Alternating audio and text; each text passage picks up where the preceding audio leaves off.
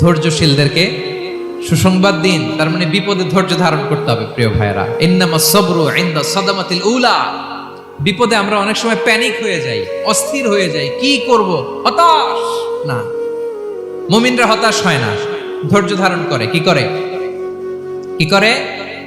ধৈর্য ধারণ করার শক্তি দাও গো মেহেরবান আমায়, দাও গো মেহেরবান। পড়েন, ধৈর্য ধারণ করার শক্তি দাও গো মেহেরবান আমায়, দাও গো মেহেরবান। সবাই বলুন একসাথে, ধৈর্য ধারণ করার শক্তি দাও গো মেহেরবান আমায়, দাও গো মেহেরবান।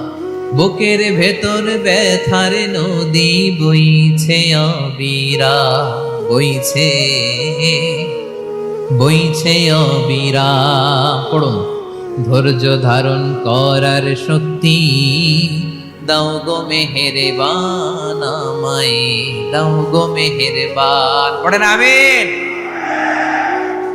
আল্লাহ যেন বিপদে আমাদেরকে ধৈর্য ধারণ করার তৌফিক দান করে। প্রিয় ভাইয়েরা, ধৈর্য এটা এমন একটা গাছ যে গাছের সারা গায়ে কাটা, কিন্তু এই গাছের ফলটা বড় সুস্বাদু। আই রিপিট, আমি আবার বলছি, ধৈর্য এটা এমন একটা গাছ যে গাছের সারা গায়ে কাটা, কিন্তু ফলটা বড় মিষ্টি, ফলটা বড় সুস্বাদু। সবাই ধৈর্য ধারণ করতে পারে না। বিষ্ণু ইসলামকে আল্লাহ তাআলা নানা সময় আশ্বস্ত করেছেন, সান্ত্বনা দিয়েছেন, আর ধৈর্যের বাণী শুনিয়েছেন। আল্লাহ বলেন, ফাসবির কামা সবারা উলুল আজমি মিনার রাসূল। নবী হে, আপনার আগে দৃঢ় প্রত্যয়ী নবীরা যেরকম ধৈর্য ধারণ করেছে, আপনিও ধৈর্য ধারণ করুন। সূরাতুল মুজাম্মিল আল্লাহ তাআলা বলছেন, ওয়াসবির আলা মা ইয়াকুলুনা ওয়াহজুরহুম হাজরান জামিলা। ওরা যাই বলুক, আপনি ধৈর্য ধারণ করুন, ওদের কথাকে ইগনোর করুন। Just ignore what they are saying to you. যা বলে আপনি জাস্ট ইগনোর করেন। ওরা বিষ্ণু ঈসা ইসলামের মনোবলকে ভেঙে দেওয়ার জন্য কখনো বিষ্ণু ঈসা ইসলামকে কবি বলে গালি দিত। কবি কি বলতো? শায়ের। কখনো বলতো মজনুন, পাগল। নাউজুবিল্লাহ পড়বেন না? পাগল বলে গালি দিত। মাঝে মাঝে বলতো কাহিন, গণক। মাঝে মাঝে বিষ্ণু ঈসা ইসলামকে তারা বলতো আবতার, লেস কাটা।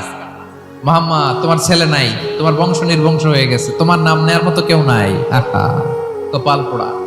গোটা বিশ্বব্যাপী বিষ্ণু ঈসা ইসলামের সুনাম সুখ্যাতি ছড়িয়ে দিয়েছে কে?